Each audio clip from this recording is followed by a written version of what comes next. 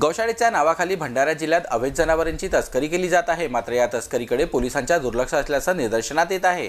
राज्य सरकारकडून आता देशी गाईला राज्य गौमाता घोषित करण्याचा निर्णय कॅबिनेटच्या बैठकीत घेण्यात आला आहे। यासंबंधीचा शासकीय आदेश नुकताच जारी करण्यात आला आहे। तरी देखील भंडारा जिल्ह्यात गौतस्करी थांबताना थांबत नाही। त्यामुळे जिल्ह्यातील गौशाळेच्या नावाखाली अवैध धंदे चालतात याकडे कोणाचेही लक्ष नसल्याने गौशाळा चालक आपली मनमर्जीने मुक्या जनावरांना कत्तलीसाठी विक्री करत असतात।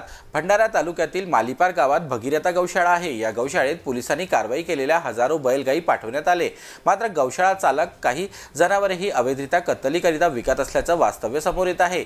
या संदर्भात भगीरथा गौशाळेच्या अध्यक्षांना विचारणा केली असता त्यांनी दैनंदिन रजिस्टर दाखविला नाही। त्यामुळे या गौशाळेत आजपर्यंत हजारो जनावरे आली। मात्र प्रत्यक्षात 200 ते 300 जनावरे या गौशाळेत हजर आहेत। इतर जनावरे मृत्युमुखी पावले असल्याचं गौशाळा चालक सांगत आहे।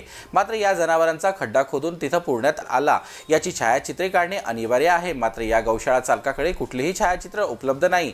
तसेच दैनंदिन रजिस्टर सुद्धा नसल्याचे निदर्शनात आले आहे। त्यामुळे भगीरथी गौशाळेत काहीतरी अलबेल असल्याचे चित्र दिसून येत आहे। माझ्या गावालागतच मालीपार हद आहे आणि त्यामध्ये गोशाळा असल्यामुळे तेथील जनावरे माझ्या गावामध्ये खूप असे फेकलेले आणि त्यांची फोटो आमच्याकडे सुद्धा आहे आणि ते प्रकरण आढळल्यामुळे गावामध्ये एवढी दुर्गंध पसरली। त्यामुळे शाळेकडील विद्यार्थ्यांना 15 ऑगस्ट या रोजी मुलांना खूप वास आलं।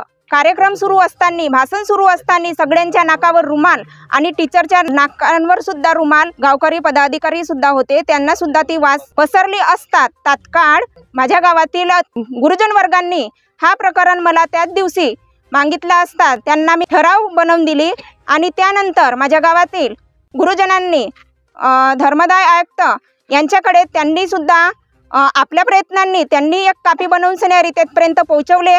आम्ही सुद्धा ग्रामपंचायतच्या वतीने हे धर्मदाय आयुक्तपर्यंत आणि ठाणेदार साहेबांपर्यंत ही प्रत बनवून सन्यारी त्यांच्यापर्यंत पोहोचवले।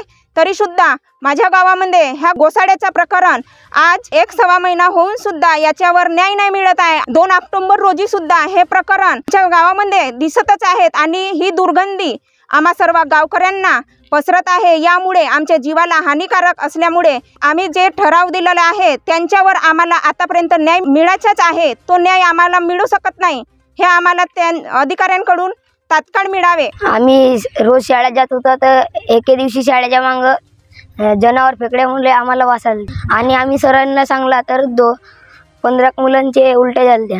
माझ्यासोबत मला जेवण नव्हतं होत, तब्येत बळकली होती।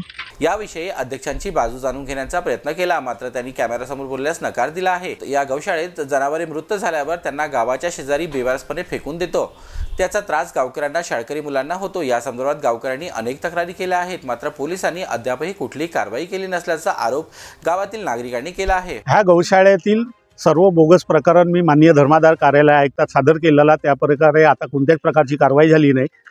हे जीवित असलेले जनावरे हा चांदोरी परिसरात फेकून देतो, त्याची दुर्गंध वास गावातील लोकांना जीवितहानी होऊ शकतो। याचा परिणाम बऱ्याच लोकांना जीवितहानी झाल्यास सगळं गावकरी हे पिसाळलेले आहेत आणि तो धमक्या देतो की मी कोणाच्या जीवा मारण्याच्या धमक्या देतो, काही देतो। पण ही गौशाळा आम्हाला तात्काळ बंद व्हावी अशी मी सर्व गावकऱ्यांच्या ग्रामपंचायतच्या वतीनं मी आपणास विनंती करतो। या गौशाळ्यामध्ये त्याच्याकडे कोणत्याच प्रकारच्या जनावरांचा स्टॉक रजिस्टर नाही आहे। त्यांनी आपल्या पत्नीला सचिव केलं, 16 ते 21 पर्यंत तो पूर्ण बोगस कारभार आहे त्याचा। आणि त्यांनी जे पैशाची उचलढाल केली, कॅनरा बँकेत त्यांनी खाते खोलले, ते सगळं बोगस आहे त्यांच्या। म्हणून ही गौशाला तात्काळ बंद व्हावी अशी मी चांदोरी ग्रामवासी ग्रामपंचायततर्फे आपणा सर्वांना विनंती करतो। एकीकडे देशात गौमाता वाचली पाहिजे अशी संकल्पना सरकार करत आहे, त्याकरिता गौशाळा चालकांना लाखो रुपयाचा अनुदान दिला जातो। मात्र या गौशाळेच्या माध्यमातून जनावरांचा व्यापार केला जात असल्याचा धक्कादायक प्रकार समोर येत आहे। त्यामुळे शासनाने प्रत्येक गौशाळेचा ऑडिट करण्याची गरज आहे।